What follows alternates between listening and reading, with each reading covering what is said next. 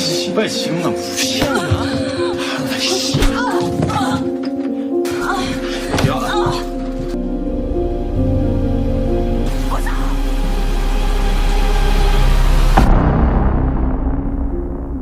Seorang gadis yang sangat imut tergila-gila pada pria tampan ini. Bahkan saking cintanya, gadis itu rela menemui si pria sendirian di malam hari tepat di atas sekolahnya. Namun pertemuan itu tak berjalan mulus ketika beberapa pria datang. Mereka memperkosa gadis itu dengan paksa, bahkan menyiksanya secara membabi buta. Atas kelakuan bejat tersebut, pihak polisi akhirnya berhasil menangkap mereka.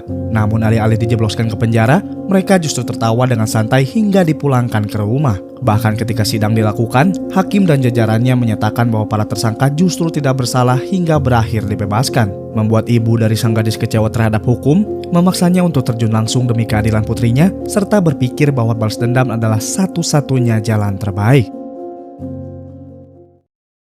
Semua bermula pada kisah wanita bernama Yulim, seorang ibu dari putri sematawayangnya yang bernama Yunah. Yulim merupakan janda yang baru saja bercerai bersama suaminya karena suatu alasan. Dan dari perpisahan dengan mantan suaminya tersebut, Yunah sang anak memilih hidup dan tinggal bersama ibunya. Sama seperti kebanyakan gadis di Indonesia, Yunah adalah perempuan periang yang senantiasa membantu pekerjaan orang tuanya, seperti menyapu, mengepel, memasak hingga mencuci piring. Semua Yunah lakukan untuk mengurangi beban ibunya. Keduanya kemudian memutuskan untuk pindah ke Busan, salah satu kota terbesar dan tersibuk di Korea Selatan. Meski digadang-gadang sebagai kota yang tidak pernah tidur, Busan juga memiliki tingkat kriminalitas yang tinggi.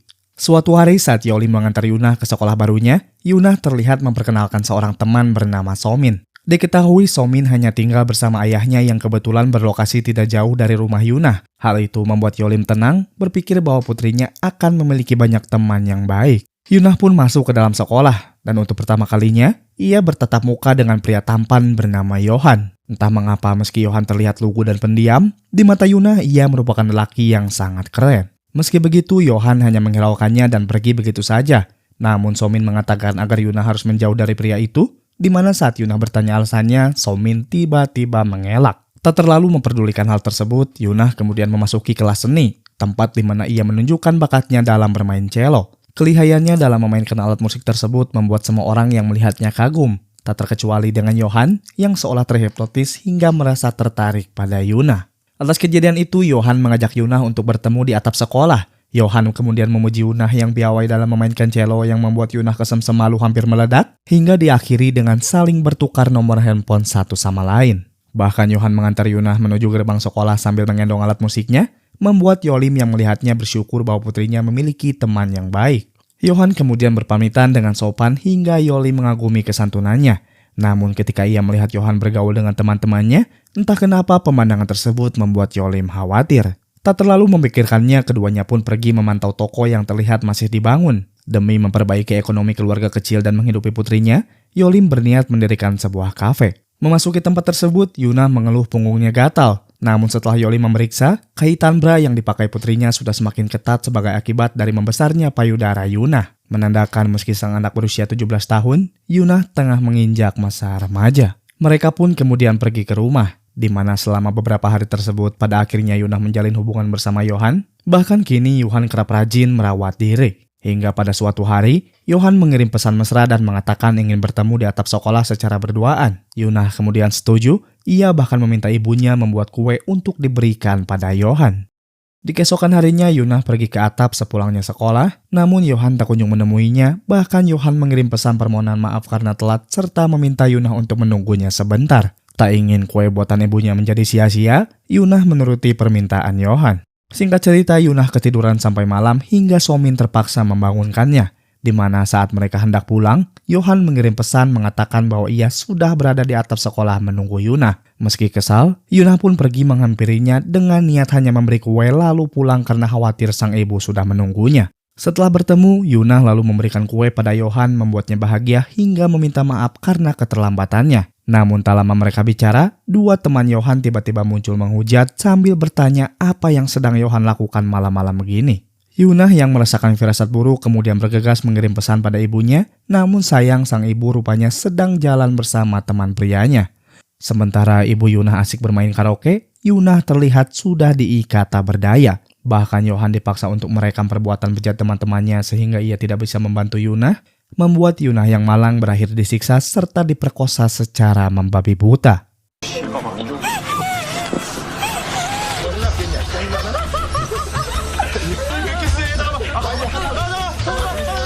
야, 얼굴 좀 잘 찍어봐. 야, 얼굴 찍으라 그냥. Setibanya di rumah, Yolim keheranan karena putrinya belum kunjung pulang, terlebih saat ini biasanya Yunah sedang mencuci piring. Namun ketika melihat handphone dan mendapati bahwa Yunah telah mengirim pesan darurat serta meminta pertolongannya, Yolim seketika merasa panik setengah mati. Di sisi lain, kita diperlihatkan seorang kepolisian yang akan kita sebut sebagai detektif, di mana baru saja tiba di kantornya, sang detektif menerima laporan penganiayaan dan pelecehan seksual yang terjadi pada siswi di bawah umur. Sementara itu, Yulin yang panik menelpon teman putrinya yang tak lain adalah Somin untuk menanyakan keberadaan Yunah. Namun saat telepon diangkat bukan Somin yang berbicara, melainkan sang detektif yang mengabarkan bahwa Yunah saat ini tengah dirawat di salah satu rumah sakit. Tanpa pikir panjang, Yulin bergegas menuju rumah sakit yang dimaksud, di mana setelah bertanya kepada resepsionis hingga mencari ke berbagai ruangan medis, pada akhirnya Yulin bertemu dengan putrinya, namun dengan kondisi yang sangat mengkhawatirkan. Para perawat menjelaskan bahwa Yunah menerima kekerasan hingga terdapat luka lebam di hampir setiap tubuhnya.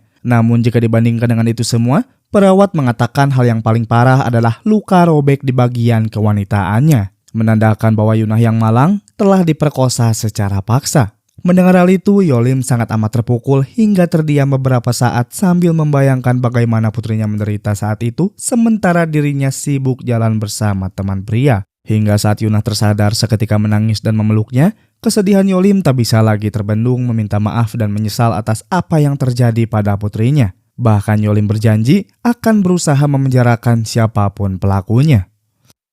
Di keesokan harinya, Yolim mendatangi kantor polisi untuk dimintai keterangan oleh sang detektif. Bahkan Pak Detektif menjelaskan bahwa identitas para pelaku sudah diketahui pihak kepolisian, di mana saat ini rekan-rekannya sedang menjemput para pelaku yang berada di salah satu sekolahan. Mendengar hal itu, setidaknya Yolim bisa sedikit bersyukur. Ia juga menjelaskan bahwa sebelum penganiayaan terjadi, Yunah sempat mengirim pesan meminta pertolongannya, namun sayang saat itu ia tak sempat melihat handphonenya. Tak lama berselang, seorang petugas berbisik dan mengatakan bahwa detektif diminta untuk menemui atasannya, sehingga sang detektif izin kepada Yolim untuk pergi meninggalkannya. Di waktu bersamaan, terlihat anggota polisi meringkus sekelompok anak sekolah yang tak lain adalah Johan, Minggu, dan Pak Jun yang berambut putih. Anak-anak itu terlihat brengsek hingga berani membangkang meski pada anggota polisi. Bahkan dengan santainya mereka saling menceritakan pengalaman ketika melecehkan Yunah. Berbeda dengan rekannya, Johan hanya bisa terdiam mengingat keterlibatannya hanya karena dijebak teman-temannya, terlebih Johan menyadari keberadaan ibu Yunah di kantor polisi tersebut. 그러니까 봐봐. 아니야. 혹시나 왜 꼬는 거지? 야시야! 저렇게 어린 놈들이었단 말이에요? Di keesokan harinya, kepolisian mendatangi rumah sakit untuk membuat laporan dengan memeriksa beberapa luka lebam di tubuh Yunah. Pemandangan tersebut membuat Yolim merasa sangat terpukul, terlebih setelah beberapa hari dirawat hingga akhirnya diperbolehkan untuk pulang, terasa jelas bahwa sikap Yunah tak lagi sama. Gadis yang selalu ceria hingga selalu membantu ibunya membersihkan rumah, mencuci pakaian, memasak hingga mencuci piring tersebut. Semenjak peristiwa malam tragis itu, Yunah berubah total dengan pribadi yang tertutup, penuh trauma, tak ada lagi keceriaan di wajahnya, yang ada hanyalah sesal, tangis, dan perasaan seolah tidak layak hidup, bahkan menganggap dirinya sangat kotor. Di sisi lain, terlihat pada detektif sedang makan bersama Somin yang ternyata hubungan mereka adalah ayah dan anak. Somin sempat ingin mengatakan sesuatu pada ayahnya, namun entah kenapa ia lebih memilih untuk diam. Setelah itu detektif menemui atasannya. Dikarenakan detektif yang menangani kasus pelecehan Yunah, si atasan memerintahkan detektif untuk berbicara kepada ibu Yunah agar melupakan kasus ini dan selesaikan saja secara kekeluargaan, supaya ibu Yunah tidak membuang waktunya secara sia-sia. Entah apa maksud si atasan mengatakan hal tersebut, namun yang pasti pada detektif sebagai bawahannya hanya bisa menuruti segala perintahnya. Detektif kemudian mendatangi Yolim serta mengatakan bahwa para tersangka masih di bawah umur hingga menyarankan agar Yolim menyelesaikannya secara kekeluargaan. Namun Yolim menjawab bahwa putrinya juga korbannya masih di bawah umur hingga kekeh menginginkan jalur hukum. Setelah itu Yolim dipertemukan dengan orang tua para tersangka di kantor polisi. Para orang tua itu bukannya meminta maaf atas perilaku anak-anaknya, mereka justru mengatakan bahwa anak-anak ini hanya bercanda. Yolim lalu menjelaskan bahwa luka-luka lebam yang dialami putrinya bukanlah sebuah candaan, serta menegaskan jika berani melakukan kejahatan, maka harus rela menerima hukuman. Lalu para orang tua itu menuduh Yolim sebagai ibu yang tidak memiliki perasaan, bahkan mereka menyalahkan Yunah karena telah bergaul dengan para lelaki. Sampai di situ, mereka juga memaksa Yolim untuk menerima sejumlah uang agar ia tidak memperpanjang kasus ini. Namun Yolim menegaskan bahwa penderitaan putrinya tidak bisa disuap dengan uang sebelum kemudian pergi meninggalkan tempat tersebut. 우리끼리는 고민 많이 했습니다. 죄를 지었으면 죄값을 치러야 되는 거예요. 아시겠어요? 죄를 지었으면 벌을 받게 하셔야죠. 다 까놓고 말하면 그쪽과는 잘못 없습니까? 원인이 있으니까 결과가 있는 거 아니겠노? 어이? 그게 법이고 상식이에요. Di keesokan harinya sidang pun dilaksanakan. Yolim penuh harapan agar putrinya mendapat keadilan, begitu pula Yunah sebagai korban yang terlihat tertekan dan menderita. Setelah kedua pihak memberi pernyataan satu sama lain selama beberapa waktu, pada akhirnya sidang pun mencapai tahap penghujung dengan ketua hakim yang akan menetapkan sebuah keputusan. Hakim menjelaskan bahwa sperma yang ditemukan hanya sperma milik Pak Jung. Dikarenakan tidak ada bukti kuat dan saksi mata yang melihat, maka Yohan dan Minggu dinyatakan tidak bersalah, sementara itu Pak Jung hanya menerima hukuman masa percobaan selama 2 minggu, mengingat masih di bawah umur serta peraturan yang telah ditetapkan oleh negara. Para orang tua mereka yang mendengar hal itu kemudian bersukaria, sementara Yolim merasa sangat terpukul. Karena jika kita kembali ke kantor polisi, sudah jelas-jelas anak-anak itu dengan santai menceritakan pengalaman mereka memperkosa Yunah. 어떻게 당했는데 이게 무죄야? 나 일어나!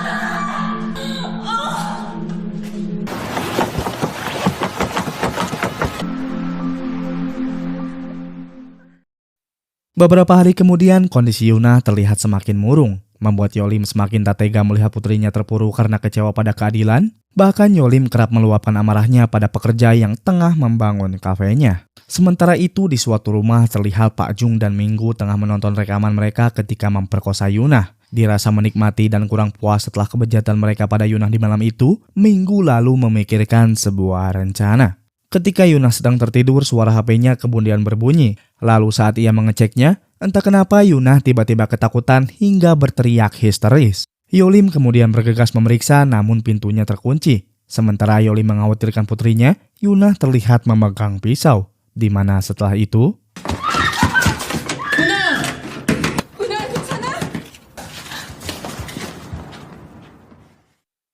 setelah melihat pesan di HP-nya, entah mengapa Yunah tiba-tiba pergi dengan alasan ingin berlatih cello. Membuat Yolim heran dan berpikir mungkin Yunah bisa segera membaik jika ia pergi berlatih. Namun di sepanjang jalan itu, entah kenapa Yunah justru terlihat ragu dan bimbang. Bahkan setelah tiba di suatu tempat, Yunah yang ketakutan berusaha memberanikan diri sembari menggenggam pisau di tangannya. Hingga tak lama kemudian, Minggu tiba-tiba muncul menemuinya serta menyeret Yunah untuk masuk ke sebuah apartemen. Sin kemudian memperlihatkan Yolim mendatangi rumah mantan suaminya atau ayah Yunah, kita sebut saja Manjong. Manjong yang heran bertanya kenapa Yolim menemuinya, namun kedatangan Yolim rupanya bukan untuk bertemu dengannya. Tak lama berselang, seorang wanita yang tak lain istri baru Manjong muncul. Terungkap bahwa maksud kedatangan Yolim ke sini untuk bertemu dengan istri baru Manjong yang merupakan seorang pengacara. Yolim dan istri Manjong yang bernama Boknam kemudian berbicara di dalam mobil. Yolim juga meminta tolong agar Boknam membantu kasus putrinya serta mengurusi perkara hukum agar para tersangka dijatuhi hukuman mati. Boknam lalu bertanya kenapa Yolim meminta bantuannya. Yolim menjawab bahwa Boknam adalah satu-satunya pengacara wanita yang ia ketahui sekaligus sahabat Yolim itu sendiri. Menjelaskan bahwa jauh sebelum kasus Yunah terjadi, Yolim ternyata sudah memiliki masalah. Mengungkap alasan kenapa Yolim menjadi janda karena mantan suaminya yakni Manjong berselingkuh dengan Boknam sahabat Yolim itu sendiri. Bahkan pengacara yang mengurusi perceraian Yolim dan Manjong tak lain adalah Boknam itu sendiri. Terdengar rumit, tapi itulah yang terjadi. Boknam lalu setuju. Meski Boknam tak yakin dapat membantu banyak, setidaknya ia akan berusaha membantu Yolim bukan sebagai pengacara, melainkan sebagai sahabat. Sementara itu sambil menangis, Yunah terlihat mengarahkan pisau pada Pak Jung sambil direkam oleh Minggu, namun Pak Jung justru mengejeknya. Rupanya kepergian Yunah dengan membawa cello bukan untuk berlatih, Namun ia berniat membunuh mereka meski pada akhirnya Yunah berakhir disiksa, bahkan ia ditelanjangi sambil disuruh bermain cello sebelum kemudian diperkosa secara bergiliran.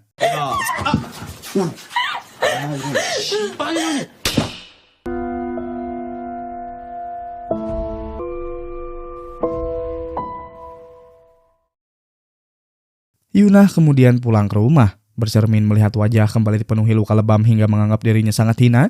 Dengan marah, Yunah memotong rambutnya sambil berteriak menangis. Bahkan saat Yolim pulang, ia mendapati putrinya tengah melamun di sebuah bathtub.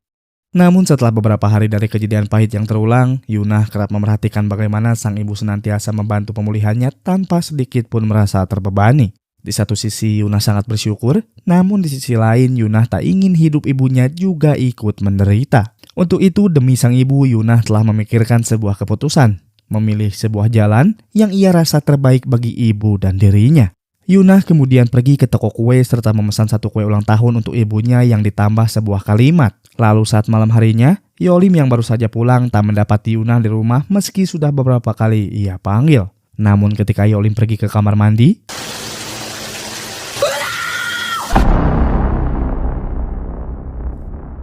mendapati Yunah berlumuran darah, dengan cepat Yolim berusaha membawa putrinya ke rumah sakit. Setibanya di sana, Yunah segera mendapat perawatan intensif. Bahkan beberapa perawat berusaha menyadarkan kondisi Yunah yang sangat kritis hingga membuat Yolim gemetar seraya mendoakan keselamatan putrinya. Namun apa daya, itulah jalan yang telah dipilih Yunah. Menganggap dirinya tak layak hidup serta tak ingin sang ibu terlihat gelisah setiap harinya, Yunah memilih mengakhiri hidupnya sendiri meski ia tahu hal tersebut adalah salah. 21시 20분에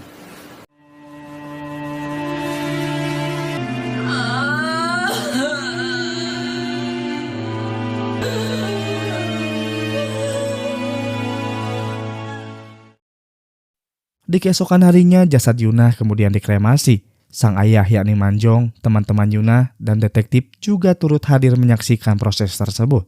Kepergian Yunah adalah pukulan yang begitu berat bagi mereka, tak terkecuali bagi Yolim, seorang ibu yang menyaksikan perkembangan putrinya di setiap saat. Kini rumah yang selalu hangat dengan canda tawa Yunah itu seketika menjadi dingin dan sunyi setelah kepergiannya. Hingga saat Yolim membuka kulkas mendapati sebuah box berisi kue ulang tahun, seketika tangisannya tak lagi terbendung meski melihat sebuah pesan bertuliskan, "Jangan menangis, wahai ibu."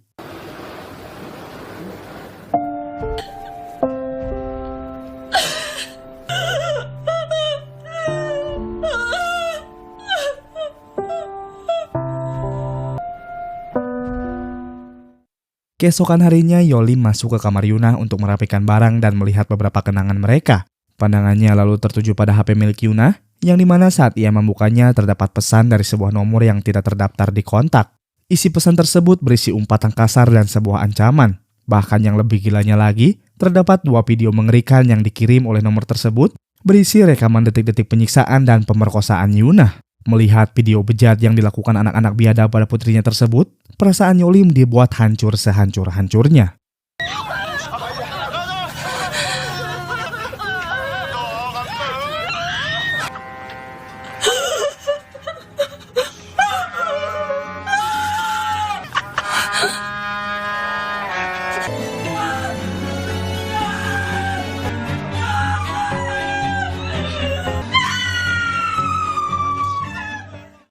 Lalu siapa nomor tidak terdaftar itu hingga Yunah berakhir secara mengenaskan.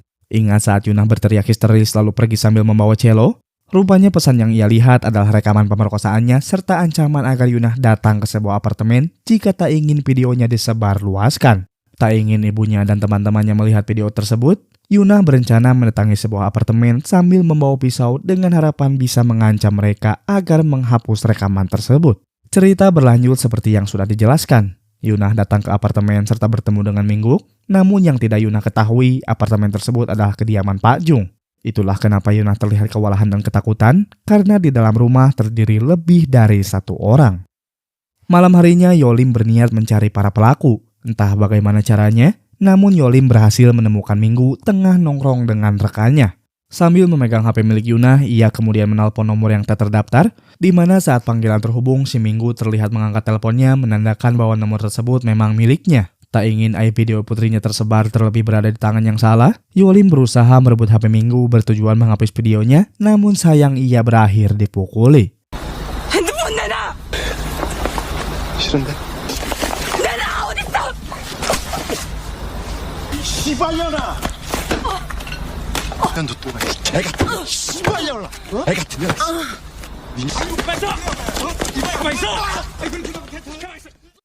Yolim kemudian terlihat berada di rumah sakit hanya sekedar mengobati lukanya sebelum kemudian detektif datang untuk memeriksanya. Detektif lalu mengatakan bahwa Minggu kini berada di kantor polisi.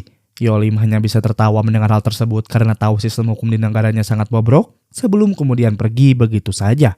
Yang dikatakan Yolim ternyata ada benarnya. Setelah memukuli seorang ibu, secara sadar sekaligus tolol mereka memulangkan Minggu begitu saja. Bahkan di keesokan harinya, ayah Minggu dengan santai memberi segumpal uang kepada Yolim sebagai apresiasi karena tidak menuntut ganti rugi, sekaligus menjelaskan bahwa keluarga Minggu adalah orang kaya yang dengan gampangnya mengeluarkan uang secara sepele. Hal itu terbukti ketika Minggu kerap mengendarai motor yang terbilang mewah pada zamannya.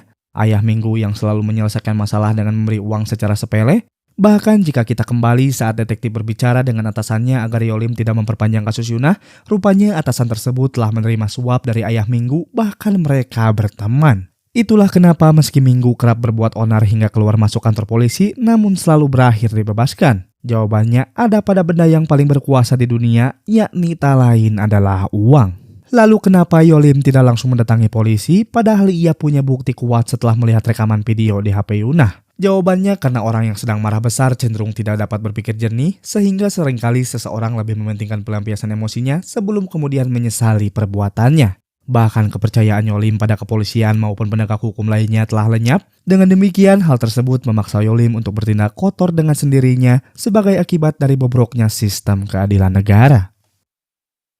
Yolim kemudian mendatangi kediaman Johan sambil mendodongkan pisau di tangannya serta bertanya siapa yang merencanakan semua ini. Lalu Johan yang ketakutan menjawab bahwa ia tidak tahu siapa dalangnya. Terlebih Johan juga dijebak dan diancam oleh mereka agar mereka menjalannya pemerkosaan Yunah. Bahkan Johan tidak berani ikut-ikutan. Pada awalnya Yolim tidak percaya begitu saja, terlebih Johan termasuk rekan mereka. Namun setelah melihat foto Yunah dijadikan wallpaper sebagai bentuk kecintaan Johan pada putrinya, Yolim kemudian membiarkannya pergi.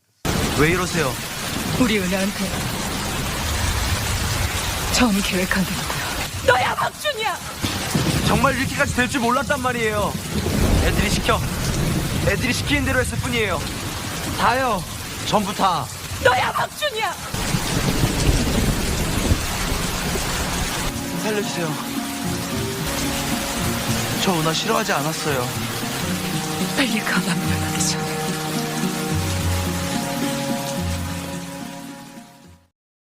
Yolim takkan berhenti sampai di situ saja. Ia membaca sebuah pesan di HP Yunah mengenai lokasi yang mengarah ke sebuah apartemen, berharap bahwa di tempat tersebut Yolim bisa bertemu dengan Park Jun. Lalu di keesokan harinya, Yolim dengan mudah menemukan tempat tersebut sebelum kemudian memasuki rumahnya, yang dimana pemandangan di dalam terlihat familiar sekaligus mengerikan seperti apa yang terlihat di dalam video pemerkosaan putrinya. Bahkan hal itu menimbulkan trauma hingga membuatnya menangis sebelum kemudian terdengar suara seseorang dari luar. Yolim kemudian bersembunyi dan memantau di balik sebuah pintu. Terlihat Pak Jung yang tidak menyadari keberadaan Yolim, sementara tebakan Yolim rupanya tepat bahwa tempat ini adalah kediaman orang yang melecehkan Yunah. Hingga saat Pak Jung lengah bermain game tanpa mengetahui keberadaan Yolim, inilah yang terjadi.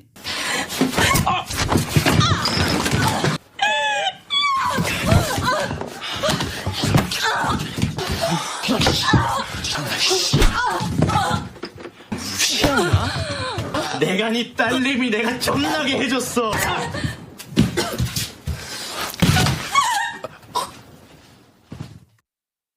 Setelah membunuh Park Jun, Yolim pun terdiam sejenak menikmati kematiannya. Entah mengapa setelah Yolim membunuhnya, ia merasakan kepuasan yang begitu lezat jika dibandingkan dengan memenjarakan orang-orang tersebut. Sadar bahwa polisi lambat laun akan menangkapnya akibat membunuh Park Jun, Yolim kemudian bergegas menuju rumahnya untuk kabur sambil membawa pergi sesuatu yang dianggap penting baginya. Yang mana sesuatu penting tersebut rupanya adalah kue ulang tahun sebagai pemberian terakhir dari putri tercintanya. Yolim kemudian pergi ke area parkiran yang mana secara kebetulan ia bertemu dengan Minggu. Sekali lagi Yolim kemudian menghampirinya dan mengatakan agar Minggu meminta maaf kepada Yunah yang sudah tewas. Namun si Minggu memaki-maki Yolim hingga menyuruh Yolim agar segera menyusul kematian Yunah di neraka.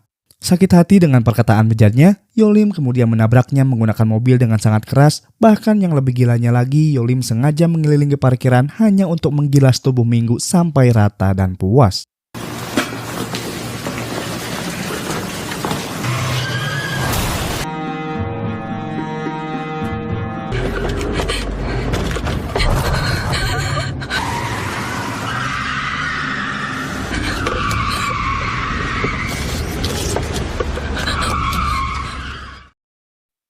Kabar kematian Pak Jun dan Minggu beredar dengan cepat terutama pada pihak kepolisian. Bahkan tak butuh waktu lama bagi detektif dan rekan-rekannya mencari pelaku pembunuhan tersebut. Terlebih aksi Yolim tertangkap jelas oleh rekaman CCTV di sebuah parkiran. Detektif tak pernah menyangka bahwa Yolim nekat melakukan hal sekeji itu. Bahkan ia merasa kecewa pada dirinya sendiri menganggap tak bisa membantu seorang ibu yang kehilangan putrinya.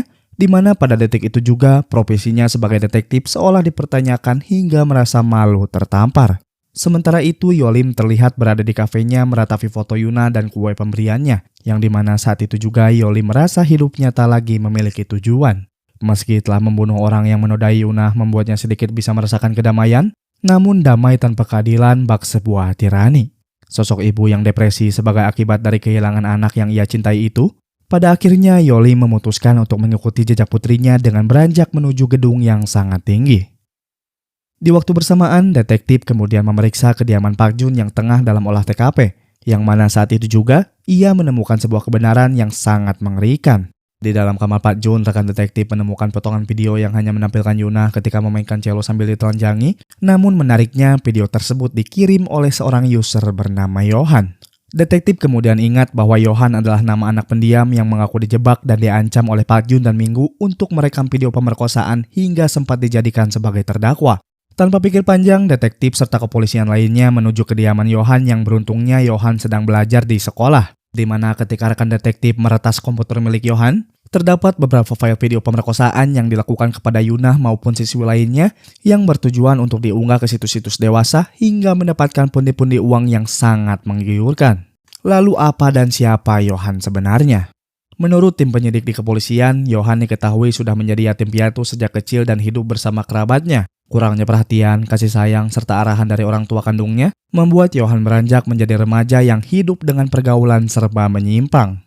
Namun karena diberkahi paras wajah di atas rata-rata pada zamannya, Johan memiliki sebuah ide cerdas untuk mendapatkan uang meski dengan cara yang salah. Diketahui Johan adalah siswa yang tidak naik kelas selama 2 tahun terakhir.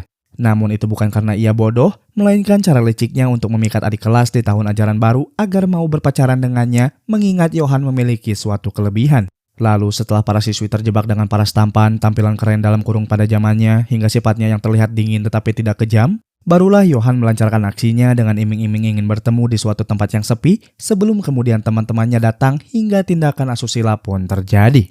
Johan berpura-pura sebagai orang yang dijebak untuk merekam tindakan mereka. Meski ia tidak ikut melecehkan para siswi, tetap saja ia mendapat keuntungan dengan menjual beberapa video dan mengunggahnya di situs dewasa. Kepintaran Johan tak sampai di situ saja. Ia sangat detail memilih seorang teman yang mau bekerja sama dengannya. Seperti Pak Jun yang memiliki sikap brengsek dan bertindak tanpa berpikir, sementara Minggu memiliki ayah pengusaha yang berteman dengan atasan polisi, yang dimana dengan memiliki teman seperti itu, Johan tidak perlu khawatir jika ia dan rekannya tertangkap selagi Johan memberi perempuan untuk kepuasan mereka. Terlebih Johan mengetahui kelemahan hukum di negaranya yang membatasi proses hukum bagi anak di bawah umur meski melakukan suatu kejahatan. Lalu kenapa Minggu yang kaya raya tidak menyewa wanita saja? Jawabannya sederhana, bagi sebagian orang masa muda tantangan dan kenakalan adalah suatu kesenangan. Lalu kenapa wallpaper di HP Johan adalah foto Yunah, padahal Johan tidak menyukainya? Hal itu ia lakukan karena Johan sudah memprediksinya. Jika sebelumnya Yolim mendatangi Pak Jun dan Minggu, kemungkinan besar target selanjutnya tentu saja adalah Johan. Terbukti ketika Yolim melihat foto Yunah yang berada di HP Johan, untuk sejenak Yolim berpikir bahwa Johan memang mencintai putrinya sebelum kemudian pergi membiarkannya. Menjadi jelas bahwa Johan adalah otak biadab dari semua kasus pemerkosaan yang terjadi. Jika kalian berpikir bahwa semuanya sudah selesai, tentu kalian salah. Karena saat detektif dan rekannya melihat rekaman Yunah, di dalam video terlihat jelas bahwa Somin berada di tempat tersebut hanya berdiri melihat temannya dilecehkan tanpa sedikit pun memberi bantuan. membuat detektif seketika malu, marah, kesal, dan kecewa. Jika kalian lupa, Somin adalah sahabat terdekat Yunah semenjak Yunah belajar di sekolah barunya tersebut, sekaligus anak dari detektif itu sendiri. Detektif yang kesal dengan nada marah kemudian menelpon Somin dan bertanya mengapa Somin tidak memberitahukan semuanya kepadanya, padahal sudah jelas-jelas Somin melihat kejadian tersebut. Somin yang ketakutan sambil menangis lalu menjawab bahwa ia diancam oleh mereka agar tetap merahasiakannya. Hal itu benar-benar membuat detektif muak. Padahal jika Somin bersaksi di pengadilan, besar kemungkinan Pak Jung, Minggu, dan Yohan tidak berakhir dibebaskan, bahkan nyawa Yuna masih bisa diselamatkan. Setelah memarahi putrinya, detektif menduga bahwa target Yolim selanjutnya yaitu Yohan, sehingga detektif segera menghubungi Yolim dan berkata, "Tolong jangan bunuh Yohan terlebih dahulu. Aku sudah menemukan bukti bahwa Yohan adalah dalang di balik semua ini, dan aku juga memiliki saksi mata yakni putriku sendiri. Dengan begitu, Yohan akan masuk jeruji besi hingga menerima hukuman yang lebih berat. Aku pastikan hal itu." Perkataan detektif lewat telepon tersebut nampaknya menjadi pedang bermata dua. Yolim yang awalnya hendak mengakhiri hidupnya sendiri tanpa tahu Yohan adalah dalangnya, kini mengurungkan niatnya dan kembali pada tujuan awalnya. Ia lalu pergi menuju sekolah dengan pisau yang dibalut di genggamannya, sebelum kemudian memasuki kelas dan menemui Yohan. Tak peduli ada beberapa pelajar dan guru yang melihat, Yolim dengan murka menghabisi nyawa Yohan dengan menusuk perutnya secara membabi buta. Kemarahannya terus berlanjut sampai detektif datang. Kemurkaan seorang ibu yang tak bisa dihentikan, namun sayang harus berakhir dengan sebuah tembakan.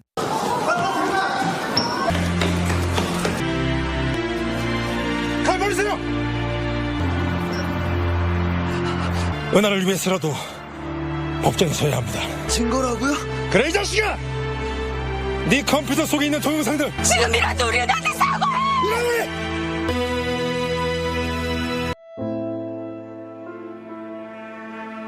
Pada akhirnya Yolim pun menyusul kepergian Yunah sesaat setelah ia membunuh Yohan. Meski balas dendam menuntun Yolim pada kematiannya sendiri, namun peristiwa mengerikan itu berdampak besar bagi perubahan peraturan yang telah ditentukan. Berita kematian Yolim dengan slogan seorang ibu yang gugur mencari secercah keadilan kian merambat dan meluas dengan cepat di kalangan masyarakat Korea, sehingga menimbulkan kemarahan publik terhadap bobroknya peraturan hukum.